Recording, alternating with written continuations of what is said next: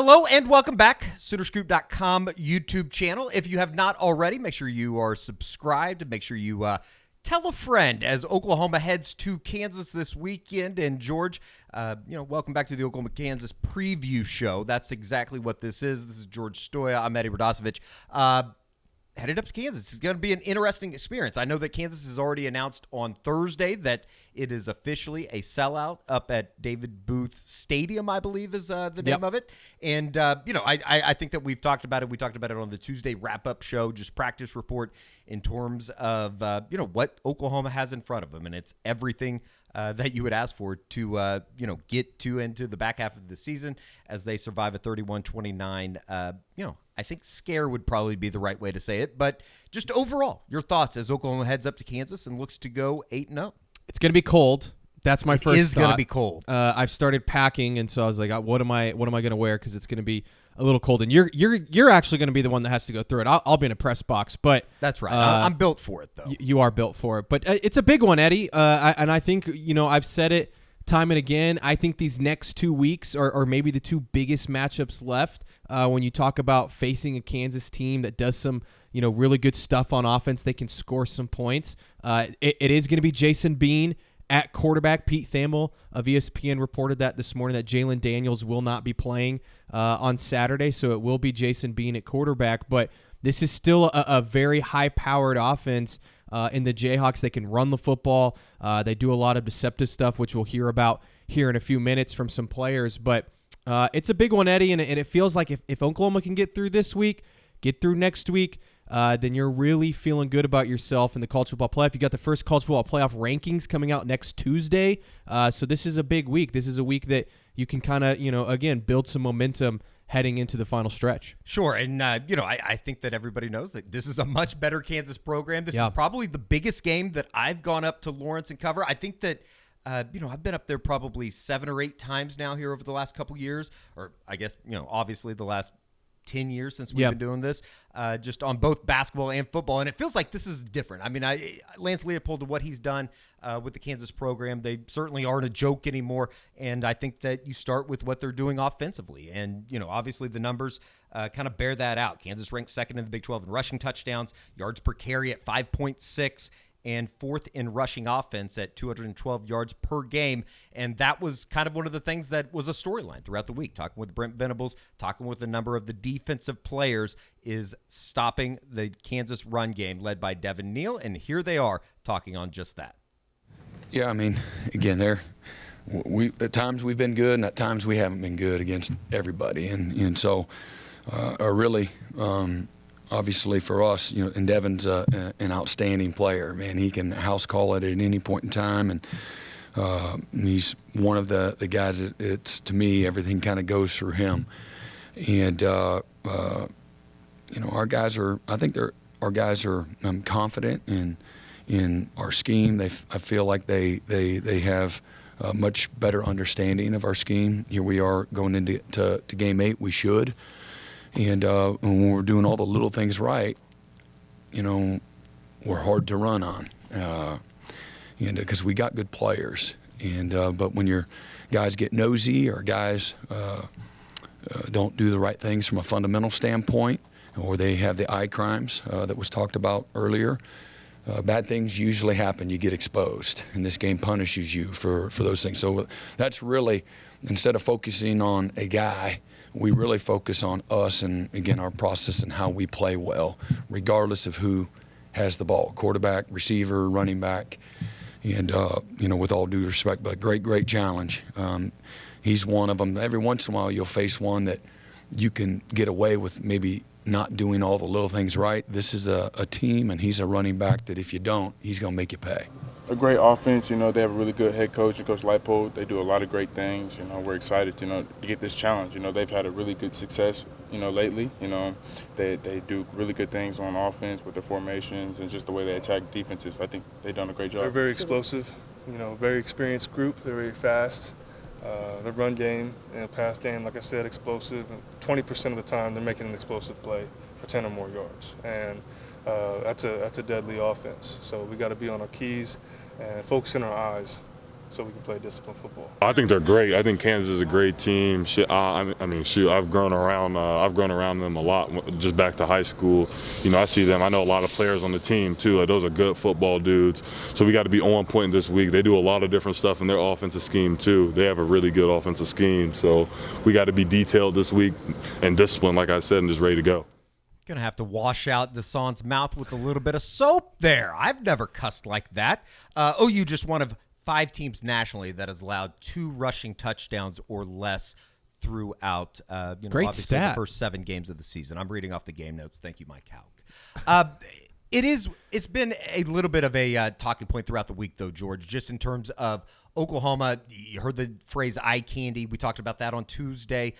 You talk about discipline. And another thing that Oklahoma defenders talked about this week was just not being greedy. Just do your job. And as a unit, you can take care of, kind of what Kansas is throwing at you. And I think Oklahoma's done a pretty good job of that. I know that they got beat a couple times against UCF, and that's going to happen against good offenses. But you look at their statistics, I think they rank first in the country in tackles for loss this season. They've been really good against the run. I think they rank 34th in rushing defense this year, which I want to say is 3rd or 4th in the Big 12. And this is a big test going up against a Kansas Kansas offense that is going to try and run the ball. They're going to try and do some different things that you saw the option play there in the highlight package. That's going to be something that they're going to have to defend that maybe they haven't really seen a ton of yet this year. I do think it helps that they faced a team in UCF a week ago that does a lot of the same stuff. They're going to see the sprint draw. I know that's been made aware of Brent Venables. He's somebody that talked this last week saying they ran that a ton, prepping it for UCF. I bet Kansas runs it again this week. And so they're going to run reverses. They're going to do some trick plays. That's what they do, and that's why they're so successful. So, OU's got to be really good at just everybody do their job, and everything else will take care of itself. And I think also, Eddie, continue to be responsive. And what I mean by that is when you do give up a big play, you respond. You don't let it end up costing you, whether that's down at the goal line or they get across the 50. I thought Oklahoma has done a really good job of that all year, not breaking when they do give up a big play. Yeah, and I think that's been one of the things that we've seen probably that you would turn to as like one of those boxes that you can check, and just in terms of sign of growth, because they have given up big plays, but up until even last week they give up the 2 plays for 170 yards. They've been able to get off the field. They haven't made one big error compound itself. Yeah, and I think they're 6th in the country in third down defense. So they're getting stops. This last week was also the first time in the Brent Venables era that they won a football game without forcing a turnover. I expect them to force a turnover this week.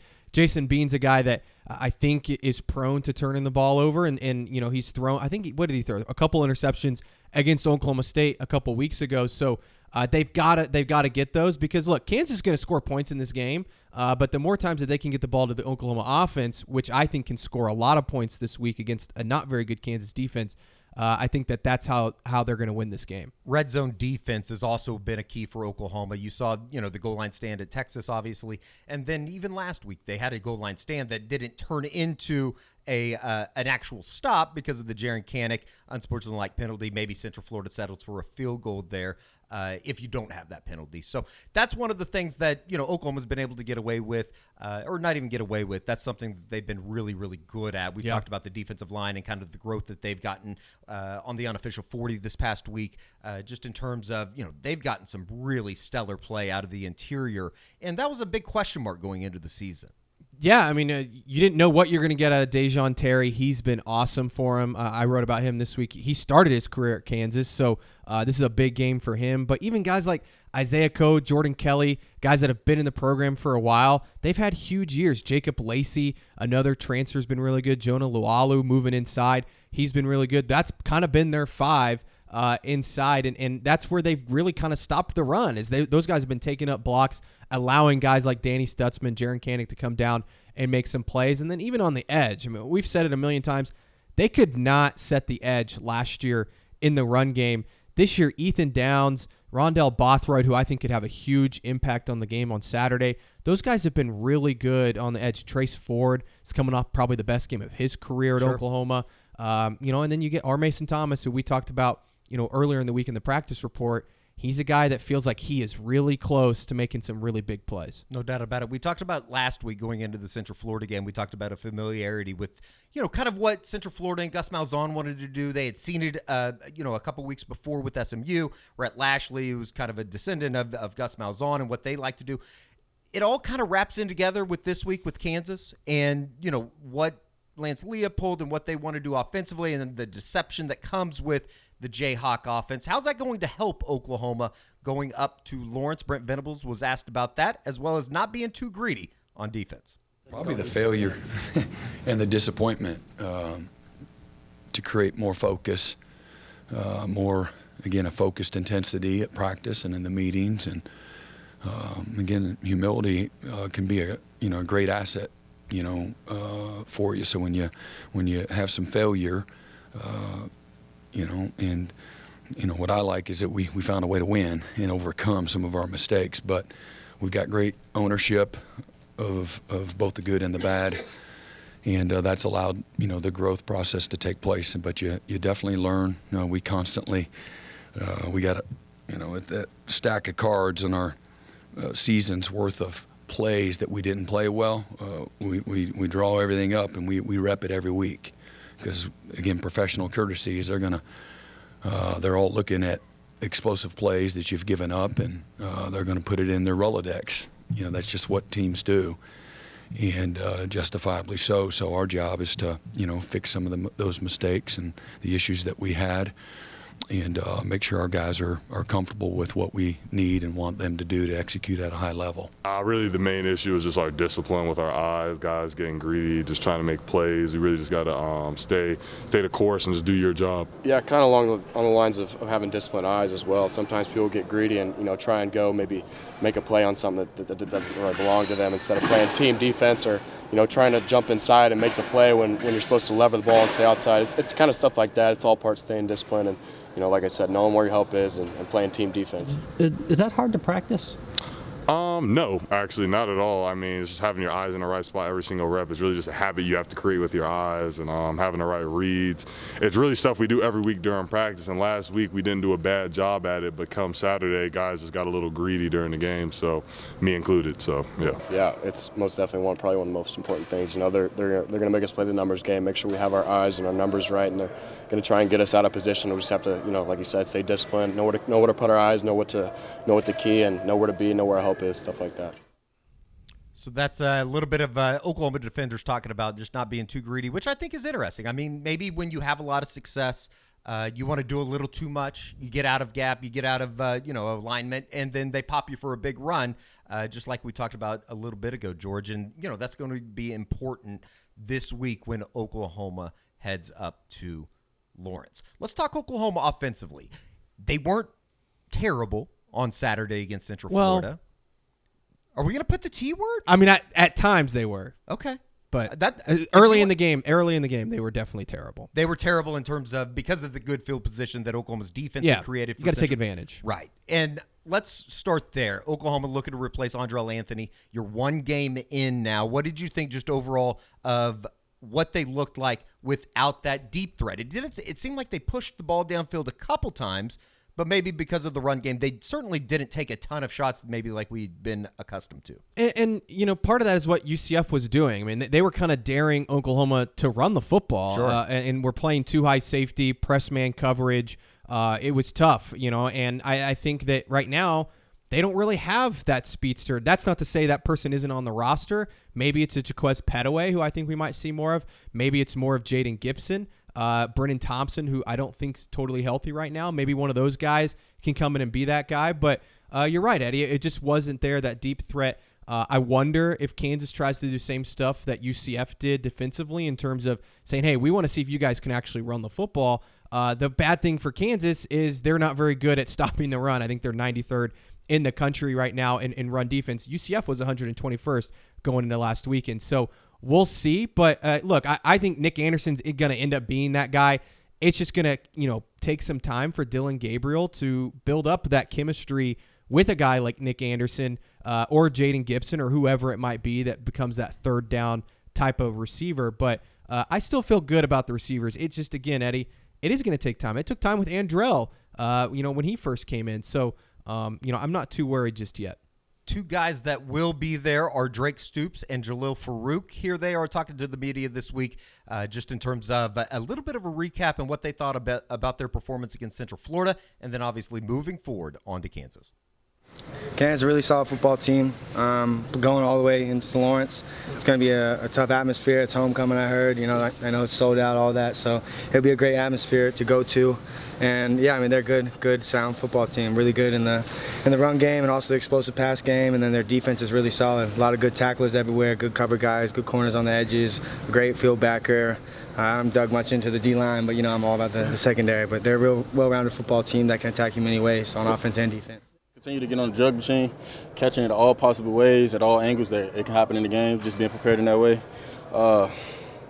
Just staying focused, looking the ball in, So that's what we got to focus on. I feel like you guys played just moving on without Andrel. Guys being able to step up, so we are all praying for Andrel and his injury. He had surgery today, making sure he get his prayers and everything, but our team is always prepared. We have guys that's ready to step up to the plate, and I feel like we played pretty good. Just got to continue to go day by day. Just try and start faster, clean up the self-inflicted mistakes, and they're a good team. You got hats off to them, but I think there's a lot of stuff on tape we know that we inflict on ourselves and that we can improve upon, and honestly, just continue to improve upon this week and going into next week. Just being ready and prepared, getting prepared to practice. It's going to be a loud environment. Fans are going to go crazy. So they're going to have the home field advantage. We just got to be able to tune out the sound, be able to make plays, and be efficient. George, I do think it's rather important for Oklahoma going into this week's game to clean up a lot of the stuff that they did, especially in the first quarter. You don't want to dig yourself a hole, and especially on the road in an environment that I think will be a little bit new for everybody. Going up to Kansas, I don't think that I've been up there since they've had the sellout crowd at the booth. So it will be quite interesting. And, I think just in terms of communication, it's going to be interesting with Oklahoma's offensive line. I know that we reported on the Crimson Corner on Thursday morning that the flu bug has hit a little bit of the Oklahoma team, and they might be without a starter on the offensive line going into Saturday's game. And that's a tough blow, right, if that were to happen, because you look at that offensive line, it's been kind of a rotating door, especially on the interior, and it sounds like maybe McCade Matauer is going to try and give it a go this week. We'll see. I'm sort of in the camp of, hey, if he's not feeling 100%, don't put him out there. It's not worth it. And I think Savion Byrd played really well at right guard. And you also have Caleb Schaefer, who is more than serviceable, and then Caden Green at left guard. So we'll see what happens. The O-line, though, needs to come together. I feel like we're talking about them every week, of a group that they just haven't had that meshing point yet, because it's been a rotating door. It's not been the same five every single week. So you hope that the flu bug doesn't get too far around, and then they're not missing too many guys up front. But this is a big week for them. They need to be able to push guys off the ball. This isn't a Kansas defensive line that is anything stellar. OU should be able to run the football this weekend. We'll see what happens at running back. You and I talked about that on the unofficial 40 as well as the practice report. Let's talk about it real quick. Yeah. I think that it's fascinating to me that Oklahoma enters the 8th week of the season, and if you told me or asked me who was going to take the first carry on Saturday against Kansas, I have no idea. Tawi Walker's coming back. We did talk about that, as you said, on the unofficial 40 this week. And there's rumors, there's murmurs within the corridors of Cleveland County that maybe Javonte Barnes gets activated this week. Which is even more fascinating to me, just in terms of the rotation and everything that you asked on Tuesday that we talked about in the practice report. It's rather crazy to me that they're entering the 8th week of the year and the rotation has not set itself apart, or somebody hasn't taken that, kind of quote unquote lead back role. I do think that Gavin Sawchuk ran the ball pretty damn well on Saturday, and especially when they needed to in the fourth quarter. Yeah, and I think he's going to be the guy. That's my guess at this point. I think that they're going to roll with him to start. We'll see if they stick with him. Like we saw last week, he had the first series, and then we didn't see him again until I think the second quarter, late in the second quarter. So, they're in a weird spot because you have Tawi Walker, who was suspended last week. Is he still in the doghouse? I would probably say yes. Then you've got Marcus Major, who's clearly banged up. And then you've got Javonte Barnes, who we haven't seen really since the Tulsa game. And, he's been kind of injured. Maybe he's back healthy. It sounds like he practiced quite a bit this week. So I wouldn't be shocked if we see him. And then you have Gavin Sawchuk, who I think right now has the momentum. So yeah. It's a curious spot, Eddie, going into a really big game where, again, like I said, they should be able to run the football. So we'll see. And it would be funny if, we're here in week 8, and coming into the season, we all thought it was Sawchuk and Barnes. We're going to be there too. And it sounds like that might be the plan going into Saturday. And if that's the case, what if they, go off and run for 200-something yards? It'd be like, well, why? Where was this all year? Where's this been? And just to bring it all full circle, we're a week removed from having conversations, or at least I was having conversations down on the field before the Central Florida game that, I think there was at least some talk about maybe just shutting Javonte Barnes down for the season. Yeah. 5, 6, 7 days later, we're now talking about, is he going to get some snaps against Kansas as, he practiced with the ones for most of the week. So it's fascinating. I think that it's a game, as you said, they should be able to run the ball, and they need to be able to run the ball. And especially here moving forward, you talk about some of these Oklahoma college football playoff type teams. That's something that they were able to do once the calendar hit November. Once you got to, quote unquote championship November, you have to be able to run the ball, and because you can't be one dimensional. And especially when you're going on the road to, my God, I can't believe I'm saying this, a place like Lawrence or a place like Stillwater or even a place like Provo on down the road. You got to be able to run in the fourth quarter. I think that's the key, right? Because I think Oklahoma's going to be playing with some leads here. Sure. And they're going to be tight games, and you're going to want to chew some clock. And you saw that this last week against UCF. When they needed to run the ball, they figured it out. You think of that final drive, the 30-yard touchdown. I think it ended up being like a 4-minute drive, and they were just turning around and handing it off to Gavin Sawchuk. They had to convert, I think, the long third down to Nick Anderson. But, that's going to be a key, right? Because when you play these teams and you're in these close games in the fourth quarter and you need to go on a drive and you need to chew up, 5 minutes of clock and run the football, you have to be able to do it. And Oklahoma's shown that they can. I think even back to the Cincinnati game, coming out of halftime, I think it was, they were able to find some stuff on the ground in that game and also late in the fourth quarter. So they have to find that early, because if they can jump on teams early, I think they can put some of these teams away. Kansas has won 13 games in the first 2.5 years of Lance Leopold's reign there in Lawrence. I think that there's an excitement around the program that, truly, I don't think I can remember in, the past decade or so. Maybe the Mark Mangino years with Todd Reesing that came down here and, would push Oklahoma, or maybe even made an Orange Bowl. But it seems like there's a certain vibe around the Lawrence football program, which is interesting just because of, the success that they've had and the stories of Fogg. But joining us from the Kansas City Star is Shreyas Laddha to give us a little bit more insight on the Jayhawks. Welcome in, Shreyas. Thanks for joining us today. A little bit of a preview for, I think, what is kind of an unfamiliar territory, at least from the Oklahoma side of things, coming up to Kansas for what is going to be a big ball game, big noon kickoff in Lawrence for the first time. I think that the series record between Oklahoma and Kansas, Oklahoma's won 18 in a row, but just overall vibe and pulse of the program, from the outside looking in, it seems like Lance Leopold has Kansas football kind of on the map for the first time in a long time. 100%. I think it's a lot of excitement. I think there'd be even more excitement if Jalen Daniels was playing, of course. But, I think for where Kansas is, it seems like they've made continuous steps in the Lance Leipold era. You go from 2-10 year one to last year making a bowl game with 6 wins, with that 5-0 start. This year, 4-0 start. Jalen's been off a little bit, but they look better as a team overall, I think, than they did last year. The defense has taken a step forward. The offense is still up there. I think not quite as good because Jalen isn't playing. But, they could be right there. If they win or somehow upset this game, we could be talking about Kansas at 2-3, maybe even 1 if some things go right. I'm not expecting that, but Kansas top 5, top 4 in the conference, I think most people don't see coming with their schedule. What is going on with Jalen Daniels? I feel like there's so much speculation out there about what is actually going on with the injury. It is going to be Jason Bean this weekend, but what has been going on behind the scenes with Jalen Daniels? I think they're just being extra cautious. I feel like if we're looking at this from the terms of, it seems like the language every time we talk to Lance has improved, right? We're talking about, I'm cautiously optimistic. I still think he's not going to redshirt. Like, he's shut down any speculation of him redshirting. He's shut down any speculation of him missing the rest of the season.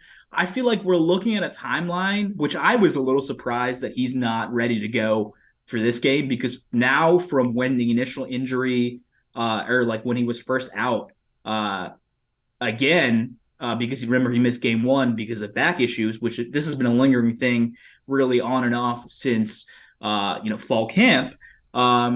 It's been 5 weeks. So you think it would be kind of figured out, but it's so finicky and you really don't know what could happen, right? Like, it seems like they're still progressing in what they want him to be. And with the way Lance does it, it seems like he wants him to play every practice before they put him out there on the field. So even if, for example, Jalen says, hey, I'm ready to go Saturday, I don't think they'd start him. They would put him in an emergency situation if they needed to.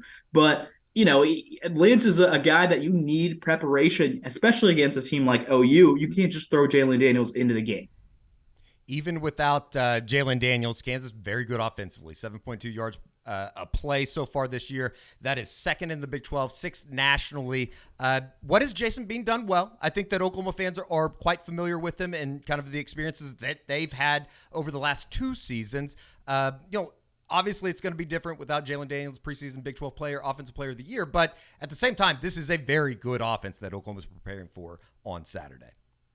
100%. I mean, I think Jason has done his job, right? He has 9 touchdowns, 2 interceptions. He hasn't thrown a lot of picks. I think what they've done is they've made the game plan simple. We know you're going to run the ball down the gut. You're going to do what they do with the backs. They're averaging 212 yards on the ground between Hishaw and Neal, who are 2 great backs and arguably, I think, the best duo of running backs in the Big 12, and if not top 10, top 15 in the nation. So, Jason Bean is making the throws that he needs to make, and because of the fact that teams are so keyed in on the run game, he's taken advantage of that against OSU, where he had over 400 yards. He had 5 touchdowns. The thing with Jason is Kansas' offensive line has done a tremendous job of giving him time to throw the ball. And that's the biggest difference between Jalen and Jason is the decision-making factor and how quick he does things. He takes longer to process, and sometimes that leads to tendency to force balls in. So you want Jason to feel comfortable. You want him rolling out a little bit because he gets skittish sometimes in the pocket. You want him to be able to make some intermediate throws before you take a deep ball shot, maybe early third quarter, which Kansas has kind of realized after the Texas game. You need to let him build up to those deep ball shots, and he makes good on those. He's had 2, different games where he's hit wide receivers for 50-plus yard touchdowns to start off the third quarter, basically. Yeah, I think we all know Jason Bean's, I think, one of the better backup quarterbacks in the country. It's kind of crazy that they were able to keep him and Jalen Daniels. I want to know about Devin Neal, though. I feel like he's maybe the best running back in the Big 12. So dynamic. What is it that makes him so good? I'm sure it's somewhat, you mentioned the offensive line. They've had a really good year up front. What is it that makes Devin Neal so dynamic in this offense? I think he's so patient, and because of the fact that they have a running quarterback, that they can play the option a lot, that it opens up thing, he is really good at knowing when to attack the hole and when to wait behind the offensive line. I think that is tremendous, and he's shifty, and he's one of those guys that, you watch OU, you watch Texas, and you watch OSU. Those 3 teams, I think I've noticed in the Big 12, they have guys that are really hard to tackle.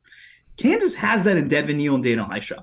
Those 2 guys are guys that I'm sitting there like, okay, they're shifty. They're the guys that are going to break some tackles. They're the guys you could maybe that skill gap that you see in OU and Texas has because they have the 4 stars and 5 stars. That's where Devin Neal and Daniel Hishaw are doing things. They're bridging that talent gap.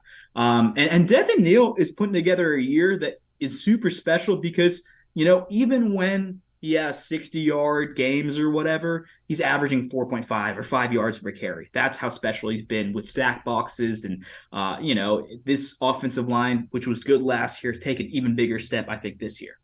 Anytime that you are mentioned in the same breath as Gale Sayers, you're probably doing something right in the Kansas backfield. Yeah. Who are some of the guys on the outside that Jason Bean will be looking towards Certainly, as you said, over the top. Who are just a little bit of a rundown about Kansas's wide receivers versus Oklahoma's secondary?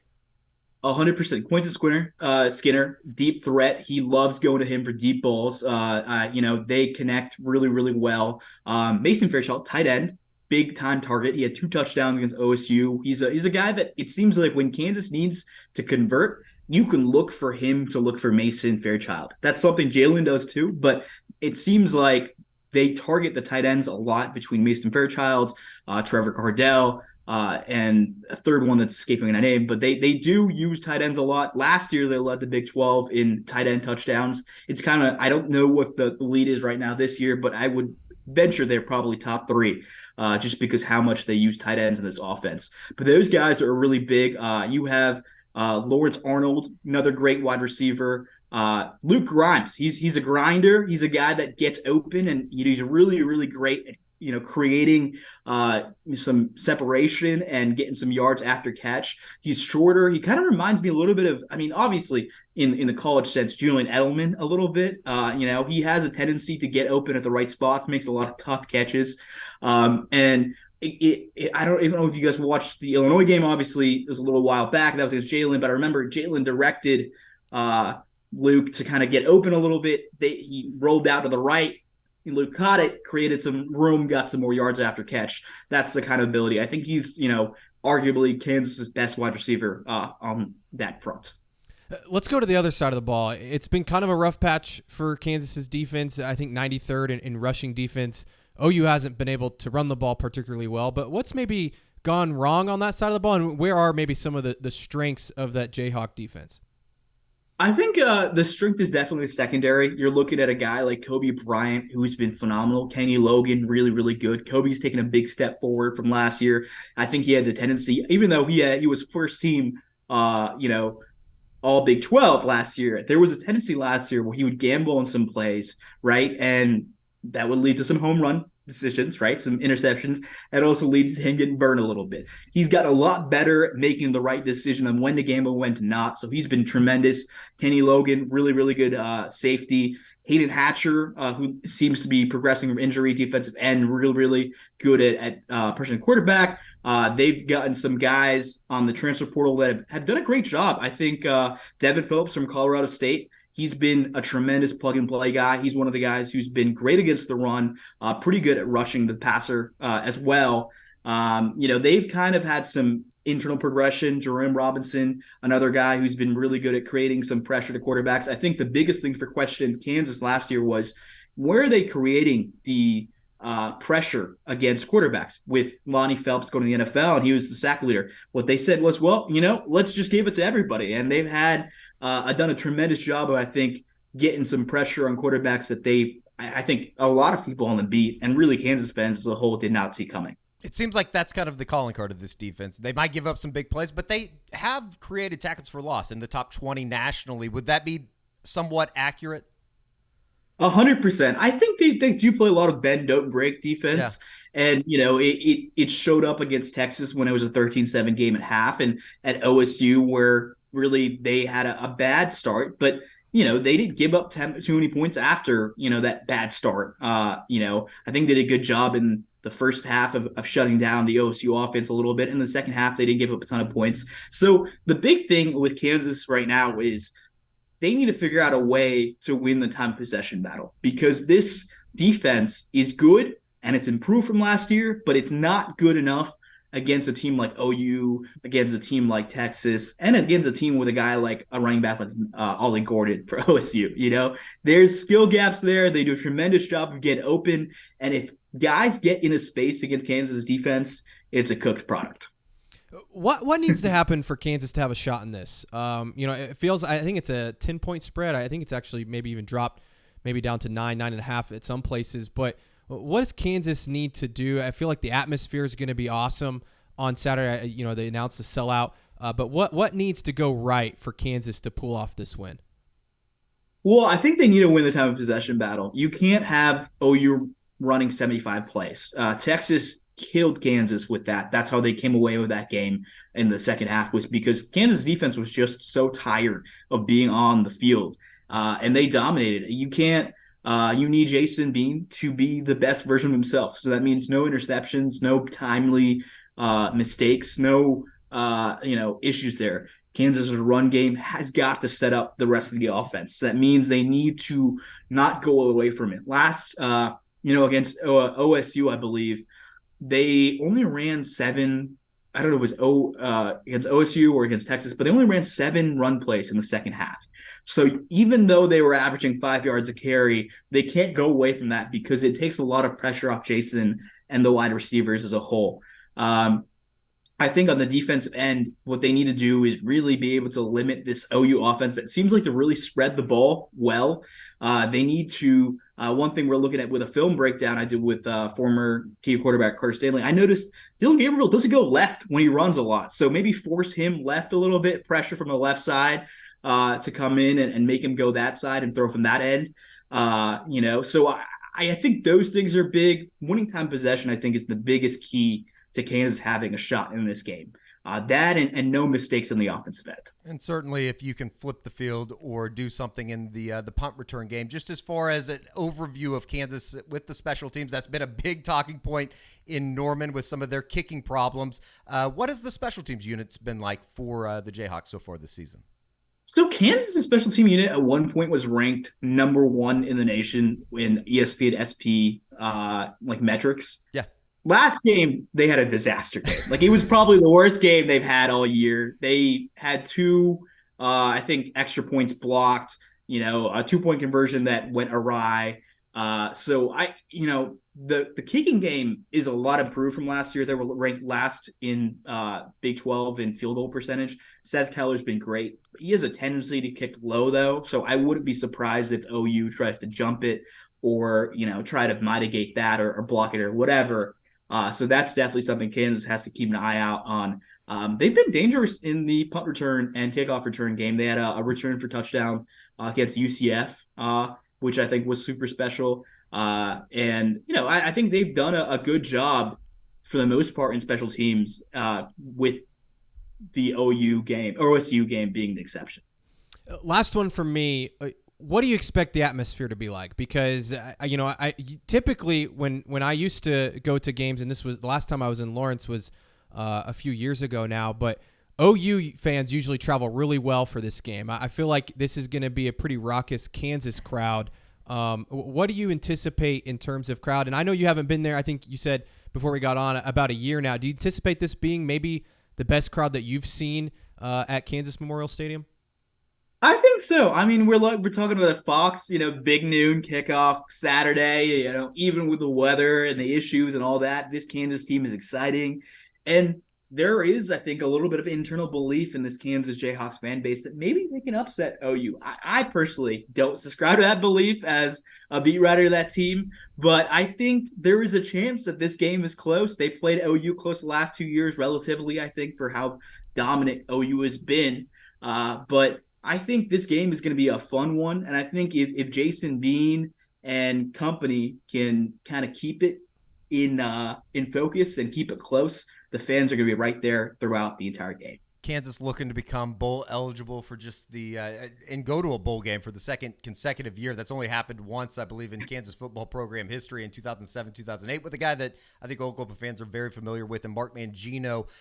Just in terms of Lance Leipold, I know that there's always going to be some rumors out there, and especially when bigger programs, football programs come to the table. I would imagine that Kansas fans will, or the Kansas administration will try to do everything they can to keep that guy around, right? 100%. I mean, they already gave him a big pay raise last year, when there was, I think, rumors of the Nebraska job being opened up. And I remember that, there were some rumors that, hey, maybe that's his dream job. I think I look at the landscape of college football right now and what Lance wants to accomplish. Everywhere he's gone, he's been a consistent winner. So I think he knows that there's a lot of unfinished business in Lawrence, Kansas. Him and his family seem to really like Kansas as a whole. So I don't anticipate him leaving. I'd be really shocked. And, obviously never say never. But I think he knows that this team is good, but next year's team could be even better. And they're building something special with all the guys they have got coming in the 24 or 25 class. And if Jalen comes back, which I anticipate for another year, this team should be better than next year. He is Shreyas Laddha from the Kansas City Star, giving us our opponent preview for this week, man. We appreciate it. We'll have to have you back on when basketball season rolls around, because I think that is one thing that Oklahoma fans are going to do is get to the Fog for one final time before they depart for the Southeastern Conference. We appreciate it, man. 100%. Thanks for having me, guys. Absolutely. Thanks, man. Special thank you to Shreyas for joining us. And George, I think it's pretty obvious that this is a massive game if you're coming from the Kansas side of things, and from the Oklahoma side of things as well. But just more importantly, for a Kansas football fan base that, as we said in the interview, that they haven't been back to back-to-back bowl games one time in school history, 2007, 2008. I'm excited about the atmosphere going up there on Saturday. Definitely. This is if Kansas can win this game, it's a huge building block in their program, right? Taking that next step. And, I think that the atmosphere is going to be awesome. I've never been there where there's been, more Kansas fans than OU fans. I think like that's legit. Like it's typically one of those ones where OU fans make the trip. And I do expect a lot of OU fans to make the trip. I think it'll be, a pretty good crowd in terms of OU fans there, but it's going to be fun, man. And Kansas, as we talked about, they're headed in the right direction. Think about if they did have Jaylen Daniels, how many more wins they would maybe have on their schedule. I think they probably would have beat Oklahoma State a couple weeks ago. So it's going to be fun, and Kansas is obviously going to be juiced up. And like you said, this is a big game for Oklahoma. If they can get through this week, then obviously head to Stillwater next week. Every game just gets tougher and tougher, man. As we discussed with Shreyas, it's a situation with the Devin Neal kid, the running back for Kansas. He might go down as one of the better running backs in Kansas football history. As I said in the interview, anytime that you are in the same breath as Gale Sayers, and he has 7.3 yards per carry so far this season. That is actually on pace to break Gale Sayers' record for yards per carry, and that was set in 1970 or 1962. So wow, that is it's going to be a big test for Oklahoma. It's going to be a big test for Oklahoma's defensive front, and one of those guys is Ethan Downs, somebody that you have featured this week on Soonerscoop.com. Yeah, you can read that article Friday morning. If you're watching Thursday night, it comes out tomorrow morning.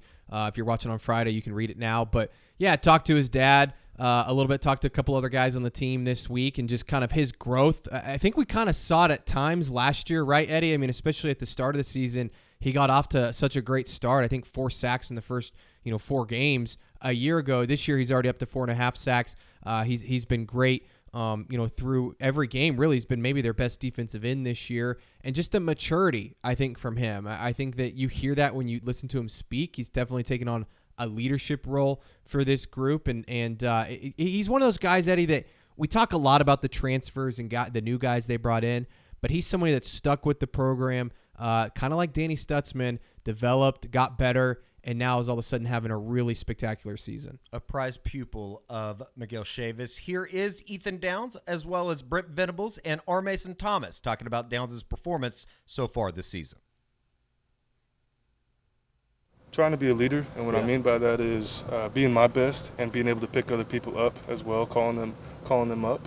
And for me to be a leader, I've got to be more disciplined. I've got to be on top of my stuff, even outside of football. I've got to be on top of school, relationships, all of it. And I got to pose an example for all the young guys and maybe even the older guys trying to make plays too. Yeah, just his perspective. He was somebody that maybe overanalyzed things, maybe had some negative talk going on. I'm not a psychologist, but he just had a mental block where he's got all this talent and ability, but he just wasn't able to unleash. And he is now doing that. The game, and the closer you are to the ball, defensive line, the closer your hand is to the ball, the harder it is. There's less margin for error. And so all of the habits that he's had fundamentally, and technique and his effort and his physicality are all catching up with him. Things are slowing down for him, and so you see him actually playing fast. But the mental part of it and what to anticipate and knowing the situations down a distance, what they did the previous play, they run it on 1st and 10, they get -1. There's a better chance than not they might throw it. It's simple, and maybe I'm generalizing there, but literally you try to teach that to your guys so they can try to anticipate. The best players anticipate, and the best players don't guess. The best players anticipate through their experience in both training and practice, film room, and certainly the game field. So he's really doing a great job of being a great leader and now becoming, more and more consistent going into, I guess this is his third year. You can go on and on about Ethan. I mean, where he's at spiritually, him as a man, him and his family, him towards our teammates. I wouldn't say any difference. That was him last year too. He just took it a step further this year. He seems more confident out there. Yes, sir. Yeah. Yeah, just more reps now in a new system for another year. So he's definitely looking great. 3 of Ethan Downs' team leading 4.5 sacks have come in the last 2 games, and he might be coming off of one of his best games of his career against Central Florida. 6 tackles, the sack, and then he also had 3 quarterback hurries, which I think is starting to come along for Oklahoma's defensive line group, just in terms of getting more and more pressure on the quarterback. I think they have 17 sacks. I want to say that ranks 45th in the country right now. So, middle of the pack, but it's really ramped up the last few weeks. You think about the game against Texas, what they have in that game. Was it 5, 6 sacks, something like that? A few this last week against UCF. So they're really coming together, and it's really been led by Ethan Downs. I mean, he's been kind of the leader of that group. Him and Rondell Bothroyd, I think, have been the 2 starters in almost every game so far for Oklahoma. So it's cool to see Ethan. I think that he's somebody that, again, had a lot of criticism last year from the fan base, media. Everybody was kind of hard on him and really that defense. But for him to come back and have the kind of year that he's having, I think it's just great to see. And again, a great kid, somebody that you like to root for. Make sure you read George's story on SoonerScoop.com coming up on Friday, featuring Ethan Downs, the Weatherford, Oklahoma product. So that is, just kind of the Oklahoma-centric stuff. We're going to get into a little bit of the sign stealing. I think that's become a big talking point across college football here over the course of the last week with the stuff that is happening up at Michigan. Brent Venables was asked about it on Tuesday at his weekly press conference, and here is that. I'm sure it's part of it. I think people are finding all different kinds of ways to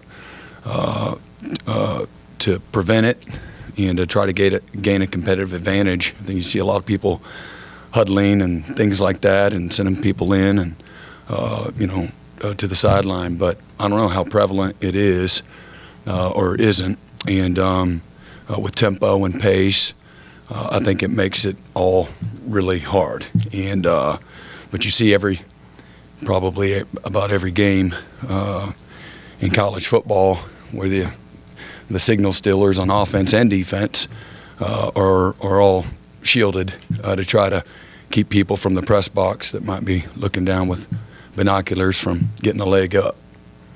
Are you worried about people being on the other side, though? You're always. I think you'd be naive and negligent if you're always not aware of, the potential. And that's why, again, from whether it's year to year or it's week to week, since I've been coaching, as long as there's been signaling, where you're always on both sides of the ball, always changing up your signals and things of that nature. Even the hand signals on the field, that the players will do amongst each other. Brent Venables talking on the sign stealing issues, I guess you could say, within the college football world here as Oklahoma enters Week 8. Bob Stoops had some pretty pointed comments, on Kerry Murdoch's The Morning Animals radio program on, I believe it was Wednesday on the Sports Animal. And, George, overall, it's concerning to a certain extent. I think it's one of the things that we love about college football is the passion within the sport. You see some of the message board stuff that Andy Staples had put out from VolQuest, and then, obviously some stuff on Oregon message boards about, just how rampant this had become in this one operation that, it seems like Connor Stallions out of Michigan was kind of heading up, if you will. He wrote a manifesto. I think that's... You never hear somebody writing a manifesto that comes off as like a great thing, right? I thought you wrote a manifesto. I'm going to, but it's going to be, probably released later on in life. Mm-hmm. Yeah, well... Not like a Ted Kaczynski manifesto, but I think that it's going to be something of a manifesto. I set that one up. Yeah, you walked right into that. Yeah. No, I mean, look, I think that what's going on at Michigan, I think How concerning is it? I think the aspect of him like buying tickets and going to other games and doing that is pretty concerning. I mean, that's a no-no. In terms of just sign stealing, I do think there's a lot of teams that do that. You watch across the field.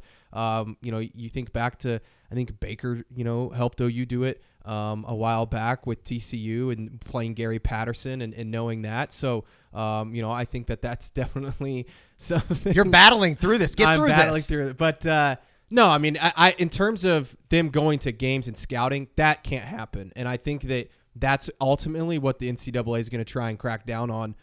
We'll see. This has never happened before, Eddie, where something like this, happens in season. Is this something that, hey, they can't play in the postseason, which would be massive considering, Michigan's right there in the battle to make the playoff. No doubt about it. The first college football playoff rankings come out on Tuesday night, Halloween evening. We will be, obviously paying attention to that here moving forward as Oklahoma heads up to Kansas this weekend. Just overall, as we get out of here, as we end the opponent preview for Kansas, I know we hit on it a little bit at the top, but this is a great opportunity for Oklahoma. You get through this, you have Bedlam coming up. These next 2 weeks are going to be vital for Oklahoma in trying to get to Arlington, as well as, playing for something bigger. Yeah, and I like Oklahoma this week. I think they bounce back from the UCF game, and what I say by that is I think they perform better. I think the offense gets things going, especially earlier. I do think it's going to be a little bit back and forth at times because, again, I think Kansas's offense is one of the better ones in the country. They're going to do some different things, especially early in the game. I could see this thing being tight at halftime and even in the third quarter, but I do think Oklahoma pulls away. I like Oklahoma. I think my score prediction somewhere around 41-28 Oklahoma, 48-41. Close game, they pull away late. Yeah, and I think it's going to be kind of high scoring. I don't know what the over-under set at, but I do think it'll be close to over whatever it is. Yeah, I think it's around 64, 65, 66, I take something around in that neighborhood. And, as much as probably Oklahoma fans don't want to hear this, maybe this is a situation that playing some of these tight games, whether it be SMU or, obviously Texas or even last week and finding a way to win, that's something that I keep going back to. If you're going to talk about it during the spring, if you're going to talk about it in August, finding ways to win late, especially in the fourth quarter in an offense led by Dylan Gabriel that seemingly time and time again has had an answer every time they face adversity. So that's going to do it for the Oklahoma-Kansas opponent preview. We will be back on Saturday for an instant reaction as well as the Eskridge Lexus postgame podcast. Can't wait to go over to Eskridge here, Friday morning and pick up our ride as we head up to Lawrence. We will also be stopping down in Junction City on Friday night. Georgia and I both will, to check out Oklahoma 2024 commit Michael Boganowski, who is is obviously a big get, number one player in the state of Kansas as Kansas High School, Junction City High School, kicks off their playoff run coming up on Friday. So for George Stoya, I'm Eddie Radosevich. We will see you right here next time on Soonerscoop.com's YouTube channel.